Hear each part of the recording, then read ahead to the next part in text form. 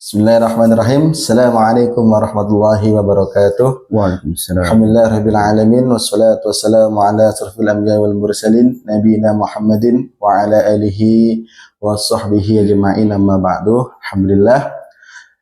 Sobat Lazismu, kita bertemu lagi di acara podcast on the spot. Nah, kali ini kita sudah bersama dengan Ustadz Sulaiman. Nah, beliau adalah Ketua Basnas Kota Pontianak. Insyaallah hari ini kita akan membahas tentang zakat nih Ustaz. Ya. Nah, tentang zakat. Jadi apa pentingnya berzakat? Kenapa nanti zakat itu wajib bagi yang sudah masuk nisabnya Ustaz ya? Nah, dan nanti apa sih makna tentang zakat nanti kita akan bahas. Nah, alhamdulillah ini episode yang ke-8 Ustaz. Nah, ini kan udah masuk 10 hari terakhir ya Ustaz ya. Ya. 10 hari terakhir biasanya orang-orang mulai menyalurkan zakatnya, baik itu zakat mal, baik itu zakat fitrah Ustaz. Nah, jadi apa sebenarnya makna zakat dalam Islam gitu Ustaz, dan mengapa dia itu bisa dikatakan membersihkan jiwa Ustaz? Ya, silakan Ustaz. Baik, bismillahirrahmanirrahim. Assalamualaikum warahmatullahi wabarakatuh. Waalaikumsalam warahmatullahi wabarakatuh. Alhamdulillah pada hari ini saya bisa hadir di Lazismu, Kalimantan Barat. Jadi alhamdulillah memang di Ramadan ini terutama 10 hari terakhir ini masyarakat ya, tradisi di masyarakat kita di Kota Pontianak ya, ini memang berlomba-lomba mengeluarkan zakat ya, baik itu zakat fitrah ataupun zakat mal. Nah, ini juga kita ketahui bahwa di dalam Al-Quran juga sudah banyak ayat-ayat yang menjelaskan tentang zakat ya. Tapi menurut bahasa atau lughah ya, artinya tumbuh ya, berkembang, subur atau bertambah. Atau bahkan bisa juga dikatakan suci ya. Nah, membersihkan jiwa kita ya. Jadi dengan berzakat insya Allah bukan hanya harta kita yang bersih ya, tapi insya Allah jiwa kita juga akan dibersihkan oleh Allah Subhanahu wa Ta'ala. Ya. Jadi itu makna atau pengertian dari zakat Ustaz ya. Nah Ustaz, zakat ini kan termasuk dari salah satu rukun Islam Ustaz ya. Nah, dan wajib ditunaikan oleh umat muslim. Nah, yang dikatakan wajib itu yang seperti apa Ustaz? Ya. Zakat ini memang ya, hadis Rasulullah itu mengatakan salah satunya bahwa zakat ini masuk rukun Islam yang ketiga ya. Artinya kalau kita tidak melakukan zakat otomatis keislaman kita diragukan ya. Nah, jadi kita harus percaya kepada rukun Islam ini. Jadi kalau salah satunya adalah zakat, maka kewajiban kita adalah untuk melaksanakannya apabila sudah mencapai nisabnya atau ukurannya, atau kalau di zakat mal itu ada haulnya, ada perpanennya, nah, itu juga sudah diatur dalam undang-undang zakat. Nah, jadi seperti itu. Betul saja. Nah, ini kan zakat kan ada dua nih Ustaz. Ada zakat mal, ada zakat fitrah. Ya. Nah, kalau zakat mal ini kan sudah ada haul dan nisabnya. Ya. Nah, untuk harta kita Ustaz ya. Ya. Nah, dan itu sudah jelas bahwa yang bisa mengeluarkan zakat mal ini adalah orang-orang yang sudah mencapai haul dan nisabnya Ustaz. Ya. Nah, yang kedua ada zakat fitrah nih Ustaz. Ya. Zakat fitrah ini apakah ada batasan seperti itu atau ini wajib bagi semua umat muslim, baik yang kaya, yang miskin, yang fakir dan lain-lainnya untuk mengeluarkan zakat fitrah gitu? Ya. Jadi kalau zakat fitrah itu memang diwajibkan bagi seluruh umat Islam ya, baik laki-laki, perempuan, anak-anak, bahkan bayi yang baru lahir sebelum hari raya Idul Fitri juga diwajibkan untuk berzakat. Artinya untuk membersihkan jiwanya, untuk zakat fitrah ini ya dengan berzakat. Nah, jadi kewajiban seluruh umat Islam. Jadi tidak pandang siapa itu ya, apakah kaya atau miskin ya. Nah, kewajibannya adalah membayar zakat selama dia berpuasa. Nah, selama dia berpuasa, jadi wajib untuk mengeluarkan zakat fitrah ini. Kalau misalnya ada suatu kondisi begini Ustaz, Ya. karena ini sesuatu yang wajib, maka kita harus menggali lebih dalam Ustaz ya, Ya. khususnya untuk zakat fitrah. Ya. Umpamanya ada satu keluarga yang mereka berpuasa, tapi memang tidak mampu Ustaz. Ya. Untuk berbuka aja mereka ini susah nih, Ya. apalagi untuk mengeluarkan zakat fitrahnya gitu Ustaz. Ya. Apalagi kalau anaknya banyak gitu Ustaz, itu gimana Ya. Ustaz? Nah, salah satunya ya kita kalau di masjid-masjid itu ada namanya UPZ, ya, unit-unit pengumpul zakat. Nah, fungsi UPZ ini salah satunya adalah memantau orang-orang miskin, ya. Artinya jangan sampai terlewat nih. Ya. Nah, kita kan punya data orang-orang miskin di sekitar masjid. Makanya kalau pendistribusian zakat itu diutamakan di sekitar kita. Ya. Jadi jangan jauh-jauh. Kecuali Lazismu ini kan untuk Kalimantan Barat, berarti seluruh Kalimantan Barat. Tapi kalau UPZ sekitar itu berarti dia hanya wilayah-wilayah yang ada sekitar masjid. Nah, salah satunya kalau ada kasus seperti itu. Jadi kalau ada orang miskin ya yang tidak mampu untuk berzakat padahal dia wajib, maka UPZ segera untuk mengeluarkan ya zakat kepada orang-orang yang mampu yang tidak mampu tadi, artinya memberikan bantuan. Misalkan kalau ada 2 orang, misalkan suami dan istri, misalkan anaknya tidak ada, misalkan berarti 5 kilo 4 ya, 5 kilo 4. Mungkin bisa dikasihkan beras yang 10 kilo, nanti setelah itu mereka berzakat ke UPZ yang terdekat. Nah, itu salah satunya. Makanya UPZ itu harus peduli gitu. Jadi kerja UPZ itu bukan hanya setahun sekali. Nah, yang sama dengan Lazismu ya atau Basnas itu kerjanya sepanjang waktu. Nah, kan kebanyakan tradisi di UPZ itu hanya bulan Ramadan. Habis Ramadan udah enggak kerja gitu. Nah, ini yang jadi masalah kan. Nah, sehingga tidak diperhatikan orang-orang yang miskin di sekitar masjid. Nah, jadi keluarkan dulu, berikan dulu kepada orang-orang miskin ini atau bantuan apa gitu kan. Beras misalkan 10 kilo, berarti kewajiban dia membayar zakat 5 kilo 4. Nah, itulah yang dikeluarkan untuk berzakat bagi 2 orang anggota tadi. Nah, itu salah satu solusinya. Karena ini wajib gitu kan. Ya.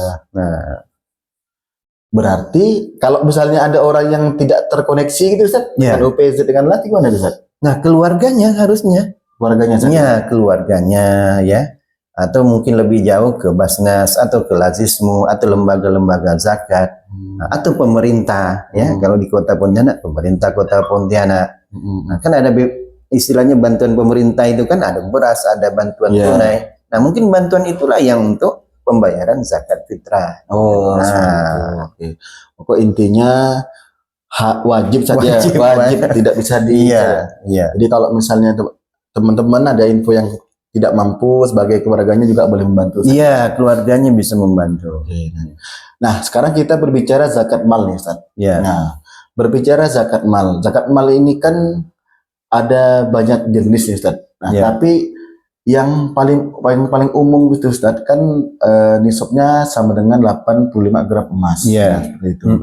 Nah, jadi tata cara kita menghitungnya, apakah anggaplah kita ini seorang pegawai nih Ustaz. Nah, seorang pegawai dengan gaji berapa dan haul nisabnya berapa baru kita bisa membayar zakat mal.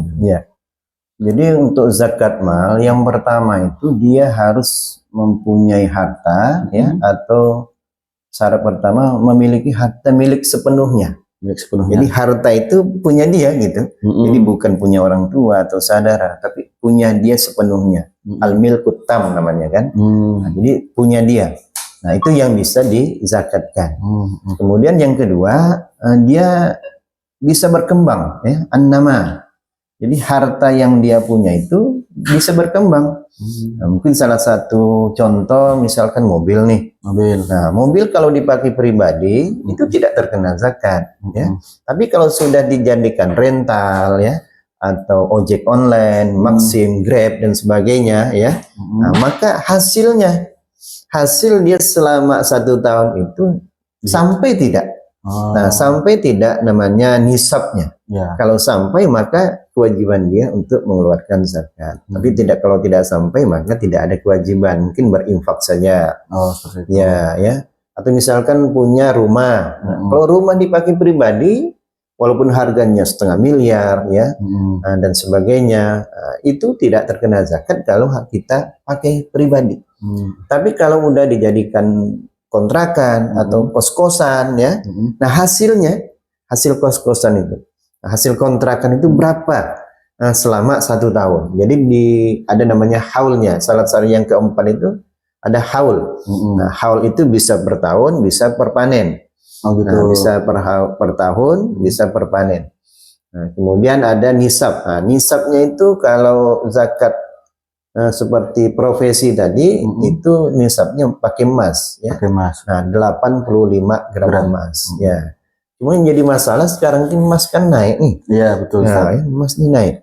Jadi kira-kira berapa nih emas yang dipakai? Nah, kemarin, bulan 2 kemarin, ya, itu barusan diputuskan dari Basnas RI, kemudian Majelis Ulama Indonesia, Kementerian Agama, bahwa emas yang digunakan itu 14 karat. 14 karat. Nah, jadi bukan yang 24 karat. Karena negara-negara lain juga ternyata ada yang menggunakan seperti itu. Jadi tidak mesti yang emas murni. Karena yang disebutkan dalam hukum fikih itu 85 gram emas. Jadi tidak disebutkan karatnya. Karatnya saja. Nah, makanya para ulama mendefinisikan itulah tadi ya, bahwa karatnya kita pakai yang 14 karat. Nah, kalau diuangkan, kalau per bulan itu sekitar 7,6 juta ya. Jadi 7.600, berapa gitu. Atau kalau per tahun 91 juta, ya. Nah, itu sekitar itu. Jadi kalau kita sudah punya harta 91 juta per tahun, maka wajib zakat 2,5%. Nah, begini Ustadz, ini menarik Ustadz pembahasannya.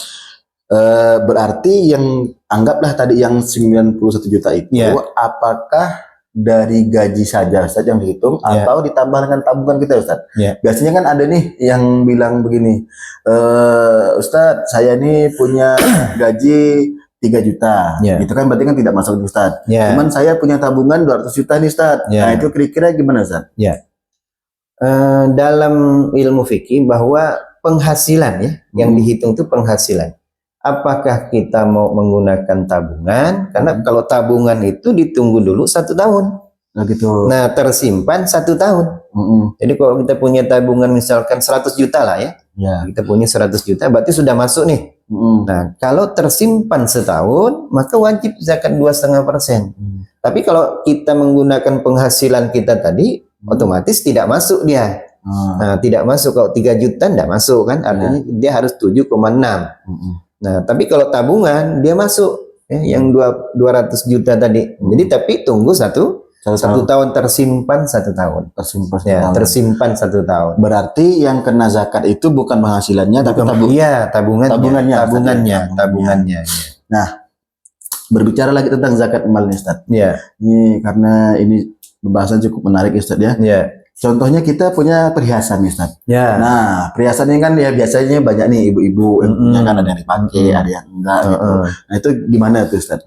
Kalau perhiasan atau emas ya, kalau dia tersimpan 85 gram ya, enggak dipakai-pakai, apakah perhiasan atau emas batangan, karena disebutkan di sana emas ya. Emas ya. Enggak memandang batangan kah atau perhiasan kah. Yang jelas emas. Ya. Ini 85 gram emas yang tersimpan. Ya. Jadi kalau tersimpan dia selama 1 tahun, maka wajib zakat 2,5%. Tapi seandainya kita punya emas, ibu-ibu ini biasanya punya emas 85 gram emas. Cuma 5 gram nih malah dipakai, ditukar nanti pakai kalungnya, nanti tukar lagi pakai gelangnya. Nah, sehingga ini yang keluar masuk nih anggaplah 5 gram. Nah, artinya kan tidak tersimpan nih. Yang 5 gram ini tidak tersimpan. Artinya sisanya 80 gram. Nah, kalau 80 gram berarti belum masuk. Gitu. Berarti belum ada kewajiban dia membayar zakat. Jadi intinya ada tersimpan 85 gram selama setahun. Oh, Intinya gitu. itu. Nah, intinya itu. Berarti emas itu memang tidak pernah kita pakai. Iya, gitu ya? tidak kita pernah pakai. Berarti kalau misalnya 85 gram digilir setahun makainya gitu, Iya, enggak bisa. nggak bisa saja. Enggak bisa. Oh. Karena tidak tersimpan gitu kan. Dia harus tersimpan, tidak kita pakai selama 1 tahun. Nah, boleh. Oke. Barulah keluar zakatnya. Oke. Tapi kalau dipakai-pakai walaupun digilir-gilir tadi itu, kan otomatis berkurang nih. Iya. Nah, ya jadi berkurang karat apa? Gramnya itu berkurang. Kurang. Oke. Mungkin 2 gram ke atau 3 gram kita pakai. Otomatis kalau 3 gram tinggal 82 kan gitu. Nah, jadi dia harus 85. Oke. Nah, mungkin ini kita ini kan tadi kita udah zakat, emas sudah saja, udah penghasilan, udah tabungan juga udah ya, alhamdulillah udah cukup jelas. Nah, ini kan sekarang udah modern nih Ustaz. Mungkin ada teman-teman yang punya seperti saham misalnya Ustaz. Ya. Nah, itu saham itu perlakuannya gimana Ustaz? Ya, sama. Dia juga per tahun dan juga mencapai nisab 91 juta tadi ya kalau kita uangkan. Jadi kalau sudah mencapai 91 juta per tahun maka wajib zakat 2,5%. Oh, gitu.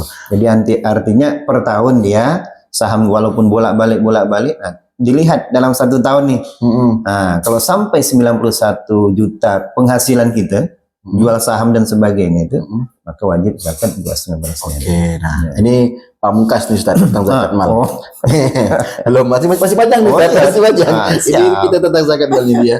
Nah, sekarang ada kasus baru nih Ustaz. Nah, misalnya seseorang mempunyai gaji 8 juta, berarti kan sudah masuk nih Ustaz. Sudah masuk zakat penghasilan ya. Terus punya tabungan 100 juta, punya lagi emas yang 85 gram nggak dipakai. Terus punya lagi saham yang juga tersimpan sudah lebih dari nisabnya dan haulnya. Apakah itu semuanya diakumulasi Ustaz? Atau bagaimana Ustaz? Kalau kita pingin simple, ya itu digabung semua silakan.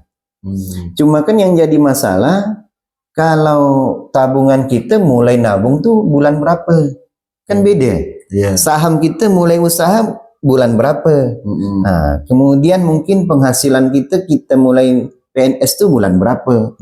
Jadi kan artinya berbeda-beda nih. Nggak mesti di bulan Ramadan. Dan jadi kebanyakan masyarakat itu kalau berzakat bulan Ramadan bukan. Jadi Ramadan itu bukan untuk zakat mal itu bukan di bulan Ramadan, tapi apabila mencapai haul. Ini yang jadi masalah nih. Ya, misalkan kita mulai usaha atau diangkat jadi pegawai itu bulan Muharram, ya. Tapi kita keluarkan udah Ramadan, otomatis kan belum sampai nih. Belum sampai haul. Belum sampai haulnya gitu. Atau kita usaha di bulan Muharram, nah harusnya bulan Muharram tahun depan baru kita berzakat. Nah, jadi memang kalau kasusnya seperti itu otomatis satu-satu. Gitu. Nah, nanti penghasilannya kita keluarkan. Nanti sampai haul tabungan kita keluarkan. Emasnya sudah sampai kita dari tahun bulan berapa kita simpan keluarkan. Nah, jadi seperti itu. Nah, karena kasusnya berbeda gitu kan. Betul. Berarti yang harus kita pahami bersama Ustadz adalah bahwa zakat itu bukan setiap bulan Ramadan. Iya, itu yang jadi intinya. Jadi kalau misalnya kita mulainya nabung bulan Muharram nih, ya udah misalnya kita cetak bank lah 1 tahun itu berapa kita saja. Jadi Muharram tahun depan baru kita keluarkan zakatnya. Atau misalnya kalau kita alihkan ke per bulanan Masehi, misalnya Januari baru kita keluar zakatnya. Nah, jadi untuk sobat Lazismu ini harus diperhatikan, udah jelas tadi ya. Jadi kalau misalnya zakat mal itu bukan hanya setiap Ramadan, tapi kapan kita mulai menerima penghasilan itu. Nah, dan dihitung 1 tahun ke depan. Jadi kalau usaha pun sama ya. Sama. Makanya lembaga-lembaga zakat atau Basnas atau Lazismu, jadi bukan kerjanya di bulan Ramadan saja, tapi sepanjang waktu. Nah, itulah manfaatnya. Mungkin ada orang sudah sampai haulnya nih. Nah, di bulan misalkan ini Maret nih atau Maret. Pak, saya udah sampai Maret, tapi setelah Ramadan kan, nah, keluarkan. Nah, jadi tidak mesti menunggu di bulan Ramadan. Nah, itu. Nah, kalau gini Ustaz, misalnya ada orang yang pengen mengeluarkan, kan haul zakat mal itu kan 1 tahun ya Ustaz. Tapi kalau orang yang pengen mengeluarkannya per bulan, boleh enggak Ustaz? Ya, boleh. Ya. Jadi di dalam fikihnya Yusuf Qaradawi itu untuk zakat profesi misalnya kan namanya zakat profesi atau zakat usaha itu dibolehkan apakah mau per bulan atau mau per tahun dipersilahkan. Yang penting tadi itu ukurannya 7,6 sudah sampai maka keluarkan zakatnya boleh per bulan. Nah, karena kalau per bulan itu lebih ringan deh. Dibandingkan kalau kita nunggu setahun ya. Misalkan kalau per bulan 200 lah anggap lah 200 misalkan kalau 8 juta tadi kan. Nah, kalau kali 12 bulan otomatis kan berat nih. Mungkin 2 juta berapa gitu kan. Nah, 2 juta 8 atau 7. Nah, artinya kan berat kalau Ramadan lagi dikeluarkan. Nah, itu berat. Tapi kalau per bulan 200 itu enggak terasa gitu kan. Nah, lebih nyaman, lebih ringan Ustaz ya. Lebih ringan kita merasa untuk mengeluarkan zakat. Ada gak? Iya. Tapi kalau udah dengan 2 juta, Saya gitu ya. Nah, itu. Ya, nah, jadi teman-teman, jadi boleh udah mulai nih dihitung-hitung penghasilannya sebulan berapa ya. Kali siapa tahu ada 10 juta Ustaz, berarti udah kena zakat. Biar lebih ringan, silakan dikeluarkan setiap bulan juga bisa di 2,5% Ustaz ya. Iya, 2,5%. Berarti kan kalau 10 juta 250.000. Iya, 250.000. Nah, enggak banyak lah Ustaz ya. Iya. Insyaallah. Insyaallah enggak banyak. Nah, kita lanjut nih Ustaz. Mungkin dari teman-teman Ustaz ada yang masih bingung Ustaz. Apa sih perbedaan zakat, infak sama sedekah Ustaz? Iya. Jadi memang kalau zakat itu kan sudah ditentukan ya.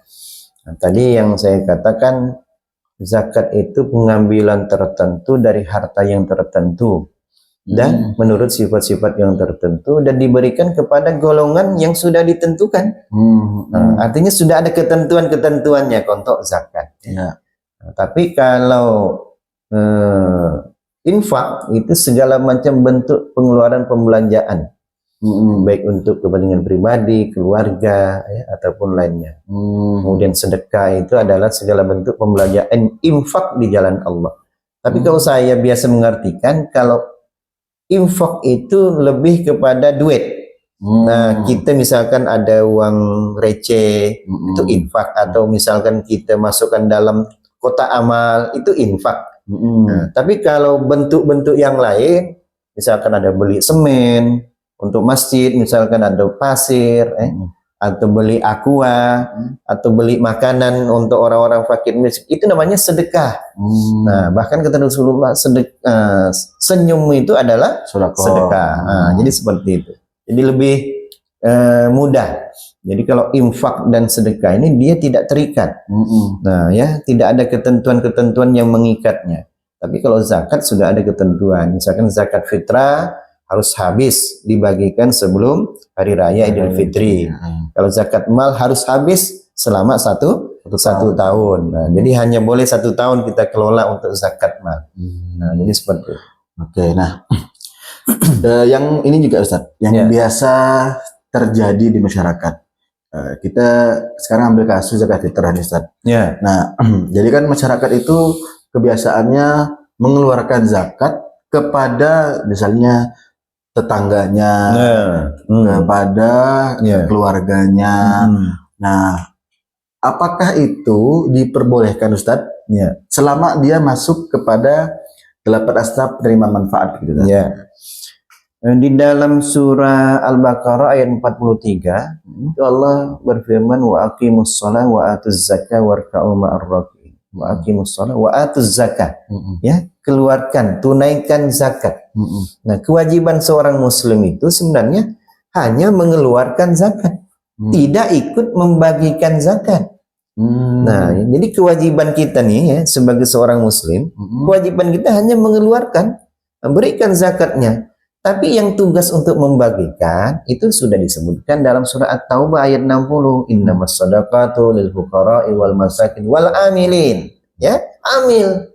Yang boleh membagikan itu namanya amil. Siapa itu amil? Itu bisa Basnas, bisa Lazismu, bisa UPZ, bisa las-las yang ada yang memang sudah dibentuk oleh pemerintah. Nah, mereka inilah yang akan membagikan, bukan kita pribadi. Nah, kalau saya kurang sepaham, ada orang yang membagikan langsung. Sekarang dia ini siapa gitu kan? Apakah dia seorang amil? Kan bukan. Dia kan muzaki. Iya. Nah, ya, jadi yang boleh membagikan tuh amil. Amillah nanti. Atau misalkan Ustadz, saya biasa ngasihkan ke tetangga saya yang miskin nih. Nah, boleh titip namanya amanah muzaki. Misalkan ke lazismu, Ustadz, saya mau berzakat, nanti tolong ya Kasih tetangga saya tolong dikasihkan, tapi melalui amil. Nah, jadi bukan kita yang langsung. Nah, takutnya jatuhnya jadi infak, itu yang kita takutkan. Nah, ya, karena kan harus ada ijab kabul nih, istilahnya harus jelas. Nah, jadi jangan sampai kita menyerahkan, tapi itu bukan sebagai amil. Nah, sama dengan panitia zakat dengan UPZ. Kan ada banyak sekarang bermunculan panitia zakat tanpa ada izin dari Basnas. Nah, itu juga sebenarnya tidak dibenarkan. Nah, dalam undang-undangnya ada hukumannya yang harus diterima gitu. Nah, berarti memang kita itu kalau mau menyalurkan zakat, fitrah atau mal ke lembaga zakat, atau badan amil zakat seperti Ustaz ya. Nah, jadi teman-teman, ini edukasi yang sangat menarik dari Ustaz Sulaiman. Maka mulai tahun ini kita bisa salurkan zakat fitrah kita ke lembaga-lembaga zakat. Ke lazismu sangat boleh. Ke Basnas juga boleh. Boleh. Itu. Nah, jadi Ustaz, mungkin kita akan bahas lagi. Zakat ini kan tadi Ustadz bilang sudah ada nih aturan-aturan penyalurannya. Nah, siapa saja Ustadz yang berhak menerima zakat itu? Jadi sebenarnya sudah sangat jelas sekali di dalam Al-Quran itu kan. Disebutkan di dalam surah At-Taubah ayat 60 ya. Innamas shadaqatu lil fuqara'i wal masakin wal 'amilina 'alaiha wal mu'allafati qulubuhum wa fir riqab wal gharimin wa fi sabilillahi wa banis sabil. Fardatan minallah wallahu alimul hakim. Jadi sesungguhnya zakat itu hanyalah ya, untuk orang-orang fakir ya. Orang-orang fakir ini kan dia tidak mampu sama sekali lah, uzur dah, tidak bisa kerja apa-apa lagi, itu yang dimaksud dengan fakir. Nah, hanya mengharapkan pemberian orang ya. Ini kan banyak nih ya, yang lansia lah ya, lansia yang tidak bisa kerja apa-apa dan keluarganya mungkin tidak bisa juga membantu. Nah, ini yang dimaksud dengan fakir. Nah, sedangkan miskin ini kan orang yang bekerja cuman tidak cukup. Nah, mungkin hari ini bisa dia bekerja, begitu dia sakit, nah jatuh miskin. Ya, tidak bisa makan, tidak bisa memberi makan keluarganya. Nah, hari ini mungkin 3 kali, mungkin besok sekali nggak dimakan. Nah, ya, jadi itu yang maksud dengan miskin. Bekerja cuma tidak cukup. Nah, kemudian yang ketiga namanya amil zakat. Nah, amil zakat siapa?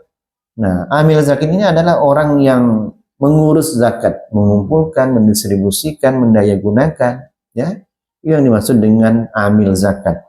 Nah, kalau di Pontianak itu kan banyak ada LAS, ada Basnas, ya, yang memang sudah resmi baik dari pemerintah ataupun dari Kementerian Agama. Kemudian ada mu'allaf. Nah, mu'allaf ya, yang keempat itu adalah mu'allaf. Nah, kemudian memerdekakan hamba saya. Nah, memerdekakan hamba saya dapat informasi dari Kementerian Agama bahwa untuk hamba sahaya itu tidak ada sekarang, tapi asnafnya masih ada. Nah, jadi susah untuk mencari hamba sahaya nih kemana gitu kan? Ada bilang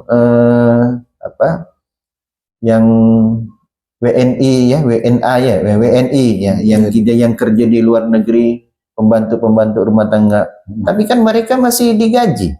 Nah, ya masih digaji. Ya. Nah, jadi susah. Hamba saya ini kan punya tuannya gitu kan. Apa kata tuannya, itulah dia. Bisa diperjualbelikan. Nah, itu yang dimaksud dengan hamba saya. Kemudian membebaskan orang yang berhutang. Nah, banyak orang-orang yang berhutang di jalan Allah ya. Untuk sandang, pangan, pendidikan. Atau kalau kita mungkin di LAS dan Basnas itu kan biasanya menggunakan program beasiswa, ya, anak-anak yang tunggakan sekolah, itu bisa. Atau orang-orang yang berhutang mau rumah sakit tidak bisa bayar rumah sakit, BPJS, nah itu bisa dari dana zakat, ya. Nah, kemudian berjuang di jalan Allah, fi sabilillah. Nah, yang ketujuh, fi sabilillah. Jadi pejuang-pejuang, ya. Nah, banyak yang misalkan marbot ya di masjid, itu kan pejuang-pejuang. Tuh guru-guru ngaji yang di kampung-kampung itu kan belum banyak yang tersentuh Nah, itu juga bisa kita berikan dari dana zakat. Kemudian yang terakhir adalah orang yang kehabisan bekal dalam perjalanan itu Ibnu Sabil. Nah, jadi hanya 8 golongan ini yang boleh menerima zakat ya. Nah, beda dengan infak tadi, infak dia bebas. Nah, tapi mau kemanapun boleh. Mau kemanapun boleh. Nah, tapi kalau zakat itu sudah ada ketentuan yang diperintahkan oleh Allah di surat At-Taubah. Nah, makanya kalau zakat itu lebih afdol disalurkan kepada las atau bas, sehingga tepat sasaran. Tepat sasaran, karena las dan bas itu pasti punya data gitu kan, punya data yang miskin, yang fakir, yang fisabilillah itu punya data. Nah, makanya lebih baik kita berzakat, baik zakat mal ataupun zakat fitrah ke las atau ke bas. Oke, Ustaz, baik. Nah, selanjutnya Ustaz, apa sih Ustaz, misalnya ada orang yang sebenarnya dia itu mampu untuk mengeluarkan zakat mal, mampu mengeluarkan zakat fitrah, namun tidak dikeluarkan gitu Ustaz. Itu gimana Ustaz orang yang seperti itu Ustaz? Ya, jadi artinya orang yang mampu untuk mengeluarkan zakat tapi tidak mau berzakat, wah ini berat nih ya. Ali Imran 180 Allah mengatakan sekali-kali janganlah orang-orang yang bakhil ya, dengan harta yang Allah berikan kepada mereka dari karunia-Nya menyangka bahwa kebakhilan itu baik bagi mereka. Ya, sebenarnya kebakhilan itu adalah buruk bagi mereka. Harta yang mereka baikkan akan dikalungkan di lehernya ya, kelak pada hari kiamat. Nah, jadi artinya orang-orang yang kaya ya harus percaya bahwa kita itu harus melaksanakan rukun Islam. Nah, itu karena kewajiban sama dengan sholat, ya kan sama. Kedudukannya sama dengan sholat, puasa Ramadan, ya. Nah, zakat itu sama kedudukannya. Jadi termasuk rukun Islam. Nah, bahkan dalam ini ada ancaman-ancaman ya yang bagi orang yang tidak mau mengeluarkan zakat, bahkan dikalungkan di lehernya. Nah, harta-hartanya itu sedang nggak nih? Ya, kalau mobil dikalungkan saja. Berat. Jadi banyak ancaman-ancaman orang yang tidak mengeluarkan zakat. Oke. Jadi Ustaz, kita mungkin ini Ustaz kembali lagi ke tadi yang zakat mal itu tadi saya terlewat. Nah, tadi kan Ustaz bilang kalau mobil itu kalau dia diniagakan misalnya, apanya dia menghasilkan daripada mobil itu maka ada zakatnya. Berarti untuk item-item lain juga sama kayak tanah, kayak rumah atau ada bangunan, atau sawah misalnya sama saja. Jadi artinya kalau misalkan kok di Pontianak kan tanah kapling tuh, beli tanah kapling banyak-banyak. Nah, selama masih tersimpan dan belum ada penghasilannya maka belum wajib berzakat. Tapi kalau udah dijual satu kapling, nah ini kan rata-rata Pontianak 100 lebih, 200. Udah kena berarti. Pada waktu kita jual. Nah, ya. Jadi kalau sebelum dijual itu belum terkena zakat, itu kita simpan ya. Investasi lah istilahnya kan. Tapi begitu dijual, hati-hati harus dikeluarkan zakatnya 2,5%. Sama juga dengan properti, ya, perumahan sama ya. Jadi berapa dia harus dia keluarkan. Gitu. Artinya kalau sudah sampai 91 juta penghasilan dia, maka keluarkan 2,5%. Nah, jadi bagi teman-teman nih yang berusaha tanah kapling, properti, jangan lupa keluarkan zakat malnya Ustaz ya. Iya betul. Itu supaya lebih berkah dan membersihkan harta ya, insyaallah. Nah, Ustaz, jadi bagaimana kita Ustaz untuk memulai kebiasaan berzakat sehari-hari nih Ustaz? Biar lebih ringan, tidak ada kata berat gitu Ustaz. Nah, memang kebiasaan kita dulu di kampung itu kan, kalau di kampung-kampung ada istilahnya kalau hari Jumat kita berinfak, kita mulai dengan infak dulu. Infak 2.000, Jumat depan naikkan 3.000, naik 5.000, naikkan seterusnya. Nah, pembiasaan ini yang agak berat, ya. Tapi kalau langsung, itu rasanya, waduh, gimana nih, sayang dengan uang yang kita punya. Tapi kalau sudah terbiasa, itu insya Allah akan merasa ringan. Nah, makanya pembiasaan itu. Ada orang susah kita bantu. Jadi bukan banyaknya, kan pembiasaan. Kalau kita sudah terbiasa membantu, rasanya ada orang susah, itu rasanya tergerak untuk hati kita membantu. Nah, begitu juga dengan zakat. Kalau sudah sampai, udah langsung otomatis kita dah. Nah, itu kan punya orang gitu kan. Nah, istilahnya begitu. Oh, iya. Pembiasaan. Oh, biasanya ya, Ustaz. Iya. Nah, ini ada juga Ustaz, satu hal yang lagi ngetren nih, Ustaz. Nah, biasa kan sekarang ini ada yang namanya cicil emas, Ustaz. Ya. Nah, mau itu di bank atau di mana gitu saya. Ya. Misalnya kita ikut program cicil cicil emas yang 100 gram misalnya ya. Ya. Itu kan udah tahu Ustaz nilainya 100 gram. Apakah saat itu juga kita ketika menyicil sudah wajib bayar zakat atau nanti tunggu selesai cicilannya? Ya, tunggu selesai. Tunggu selesai. Ya, karena bukan kan al-milkut tam, milik sepenuhnya. Oh iya. Nah, itu yang jadi salah satu syarat kan? Salah satu syarat harta yang harus kita keluarkan al-milkut tam, milik sepenuhnya. Ini kan belum milik sepenuhnya. Oh, masih kita nyicil-nyicil nih. Nah, tapi kalau sudah full dah punya kita dan sampai nisabnya, udah keluarkan 2,5%. Nah, jadi milik sepenuhnya. Nah, jadi bagi teman-teman yang masih nyicil emas 100 gram, 200 gram, nah, nanti setelah selesai jangan lupa. Ya, jangan lupa untuk berzakat. Oke, nah mungkin terakhir Ustaz, 1 menit untuk pesan kepada sobat Lazismu semuanya, Ustaz. Tentang zakat ini, Ustaz. Ya, jadi salah satu kewajiban kita adalah mengeluarkan zakat, baik itu zakat fitrah ataupun zakat mal, karena ini adalah perintah Allah. Maka tidak ada alasan bagi kita untuk tidak mengeluarkannya. Jadi seluruh sahabat Lazismu yang ada di Kalimantan Barat ya, kewajiban ini harus kita jalankan walaupun mungkin berat, tapi karena kewajiban maka kita laksanakan. Karena dengan melaksanakan perintah Allah, maka mungkin salah satu ayat surah Al-Baqarah 183 tadi ya mengatakan la'allakum tattaqun. Mudah-mudahan kita menjadi orang-orang yang bertakwa kepada Allah. Itu saja. Insyaallah, alhamdulillah kita udah ada nih di ujung podcast kita hari ini. Insyaallah sekali banyak ilmu-ilmu yang sudah kita dapatkan dari Ustadz Sulaiman. Nanti kalau misalnya teman-teman ada yang belum paham, boleh tulis aja di kolom komentar, nanti kita balas-balasin saja. Gitu. Nah, jadi kami juga dari Lazismu Kalbar mengingatkan kepada teman-teman, ini sudah masuk 10 hari terakhir di bulan Ramadan. Kalau misalnya teman-teman ingin mengeluarkan zakat, infak sedekahnya, bisa langsung datang ke kantor Lazismu Kalbar di Jalan Pak Kasih, Gang Merak 3, atau ke Basnas Kota Pontianak juga bisa, Ustadz ya. Nah, kalau misalnya teman-teman langsung mau sekarang nih, bisa, ini ada di depan ada Kiris ini punya Bank Kalbar, Ustadz. Bank kita punya kita, Ustadz. Alhamdulillah.